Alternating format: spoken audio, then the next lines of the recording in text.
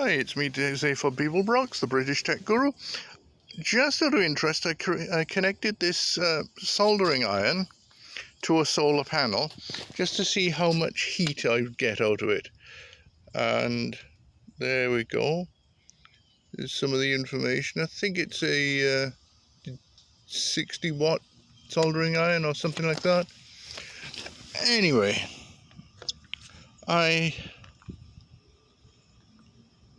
I'm getting almost 80 degrees out of it,